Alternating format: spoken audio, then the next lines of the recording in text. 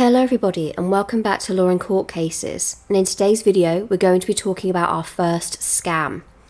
She's been deemed the worst con artist on Instagram, claiming she healed her malignant brain cancer and that she was effectively managing them through diet, exercise, natural medicine and alternative medical therapies.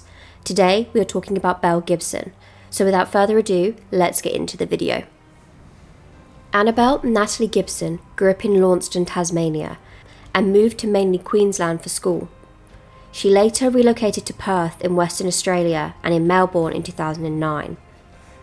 A year later, she became a mother at the age of just 18. And in 2013, Gibson launched the Whole Pantry app at the age of just 21. Back in 2009, Gibson claimed that she'd been tragically given only 6 weeks to live when the doctors found a malignant brain tumour. She said chemotherapy treatment and radiotherapy treatment made her sick, without a good payout, so she decided to turn her attention to alternative therapies.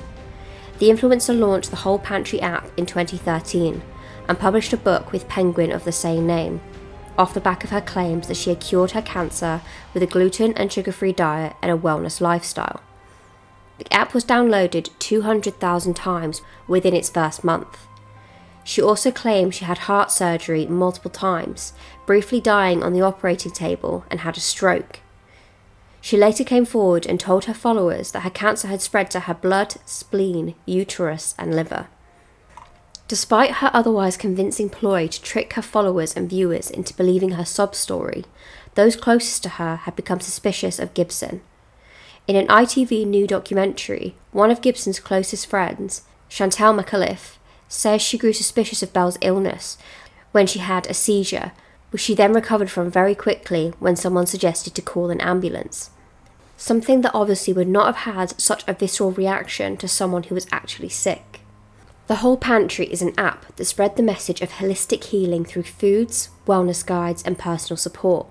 Belle went on to work alongside Apple to have her book transitioned to be included as a privileged pre-installed default third party onto the Apple Watch for its launch in 2015.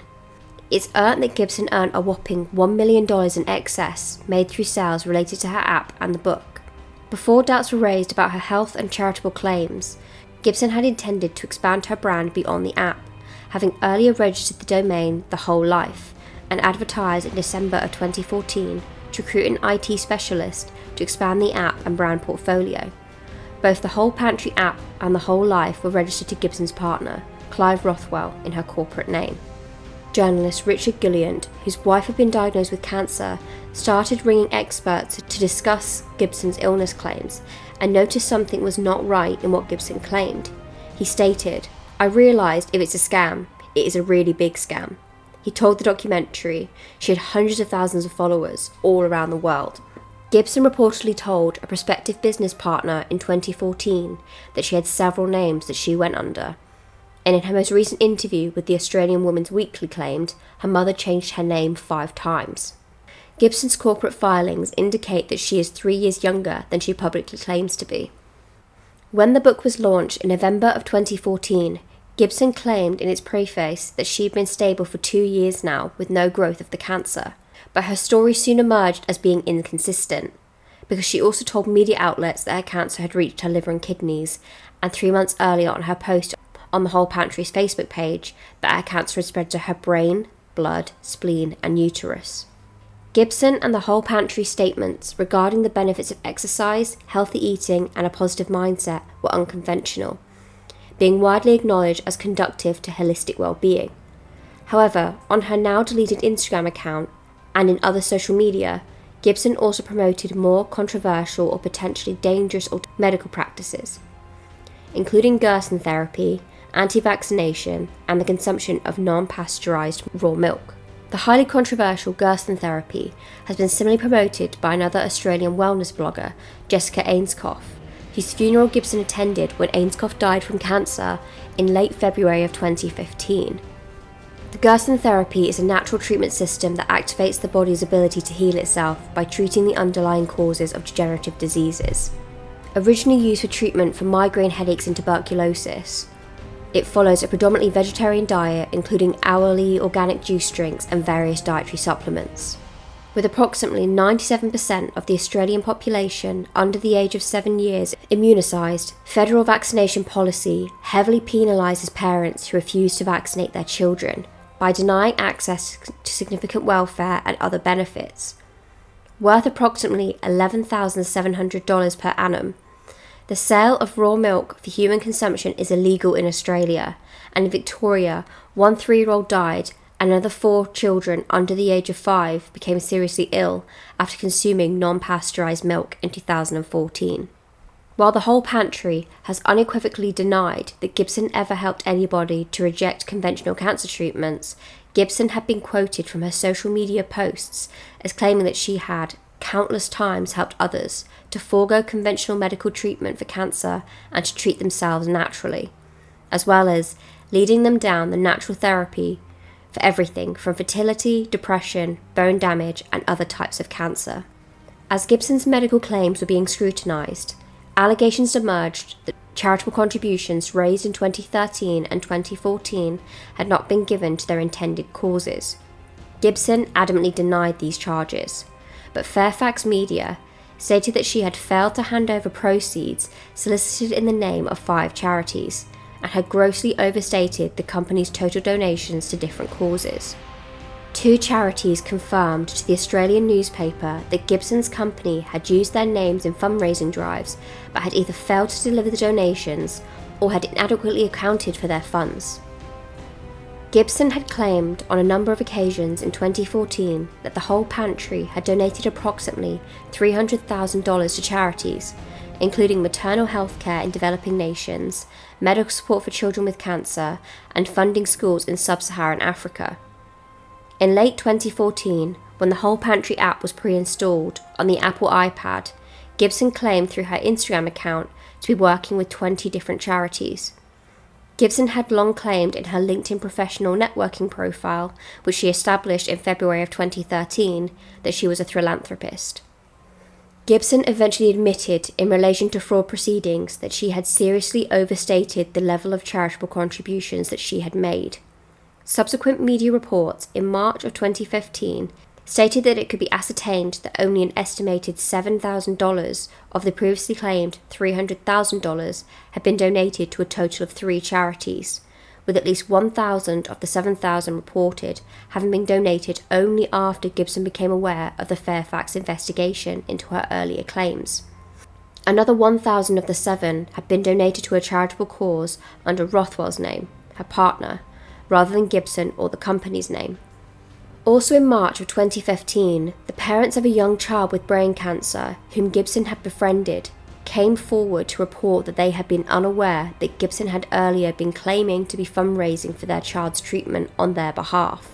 The family said they had never received any funds from her or the Whole Pantry, and suspected that Gibson had been using information gleaned from the family's experiences to underpin her own claims to having brain cancer to make her story more believable. As the controversy grew, questions began to rise about Apple, Penguin, and the Australian media's lack of due diligence in accepting Gibson's claim of having multiple cancers, an issue taken up by the ABC's Media Watch programme. Apple responded to media inquiries in March of 2015 and declined to remove the Whole Pantry app from the sale, stating that it was only concerned about the functionality of the app. However, the Whole Pantry was soon thereafter removed from inclusion in the Apple Watch launch.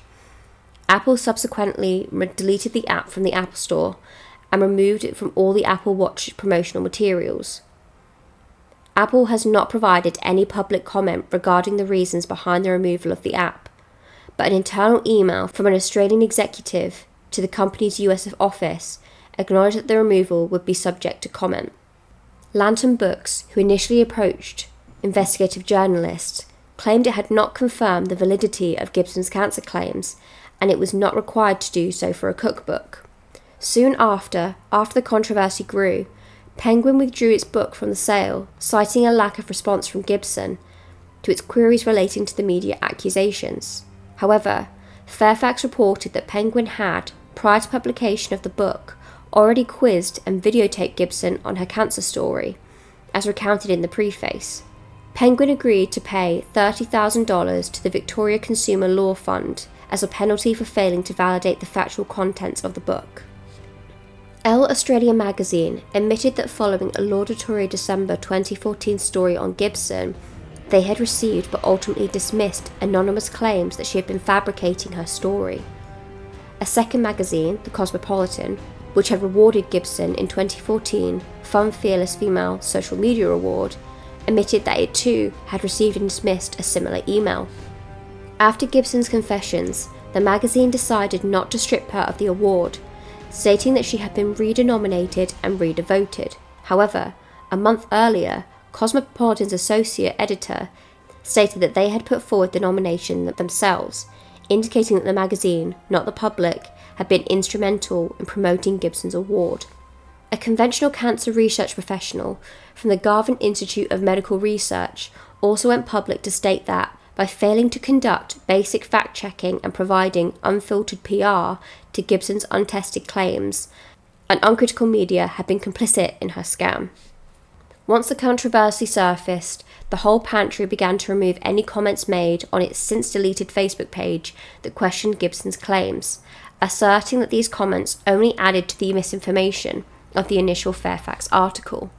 This selective deletion drew even more negative comments, however.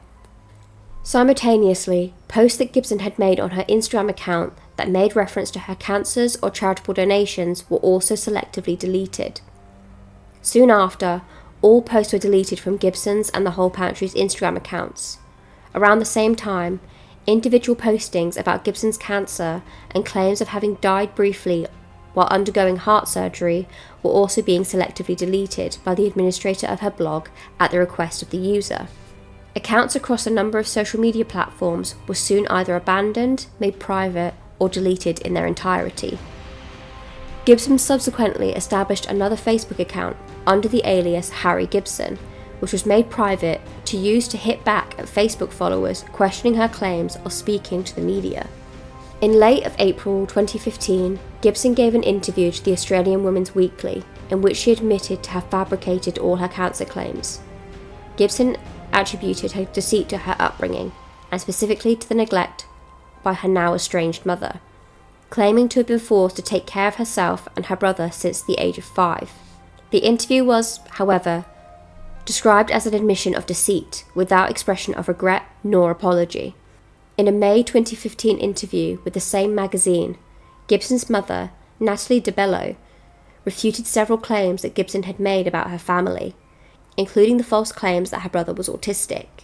Gibson's Women's Weekly interview was arranged by Bespoke Approach, and Gibson was provided pro bono representation by the company during the interview. In June of 2015, Gibson was rumoured to have received $45,000 for an interview with 9 Network's 60 Minutes. Consumer Affairs Victoria brought legal action against Gibson for allegedly breaking Australian consumer law. The regulator said it had conducted an in-depth investigation of Gibson's activities and applied to Australia's federal court for leave to pursue legal action. Gibson's publisher, Penguin Australia, had already agreed to pay $30,000 to the Victoria Consumer Law Fund as a penalty for releasing The Whole Pantry, which was not fact-checked. On March 15th of 2017, Federal Court Justice Deborah Mortimer delivered the decision that most but not all of the claims against Gibson were proven. Gibson did not appear in court for the decision. Justice Mortimer found that Gibson's claim had been misleading and deceptive, and quote, that Miss Gibson had no reasonable basis to believe she had cancer from the time she began making those claims in public to promote the Whole Pantry book and the app in mid-2013, end quote. But there was not enough evidence to prove that she did not act out of delusion. In September of 2017, Gibson was fined $410,000 for making false claims about her donations to charity. As of April 2019, Gibson had not yet paid the fine, and authorities were seeking power to charge her with contempt of court. A new trial was set for the 14th of May, and she faced an undetermined number of years in jail if she did not attend. As of mid-September in 2019, Gibson had still not paid, claiming to be broke, and Consumer Affairs Victoria was still seeking to enforce the penalty. In a 2017 letter, later released by the federal court, had stated that she was $170,000 in debt and had $5,000 to her name. On the 22nd of January of 2020, the Sheriff's Office of Victoria raided Gibson's home in Northcote and seized items to recoup Gibson's unpaid fines, which due to the interest and cost exceeded $500,000. Her home was raided again on the 21st of March 2021 to try and recoup her unpaid fines. After the house raid, a video emerged in which Gibson claimed she was living with an Ethiopian community in Melbourne, which the president of the Australian Ormono community associated in Victoria later disputed. He said, "It was concerning when someone is using the community's name who is not a member of that community," he told Daily Mail Australia. "She's not involved in any fundraising for us, and I have not seen her since that happened." Gibson is believed to still be living in the Melbourne area, but she has remained off of all social media platforms. So this was the story of Belle Gibson. Definitely a very deceitful, conniving, lying person. It's very clear that even from a young age she had the ability to lie and possessed that ability to lie, and I think it influenced how she acted as an adult. This was something a little bit different to what I normally do, but if you enjoyed this kind of content, then please leave a comment down below to let me know if you liked it so I could do more of it. Or if there's any facts or figures that you might know more about, then please let me know.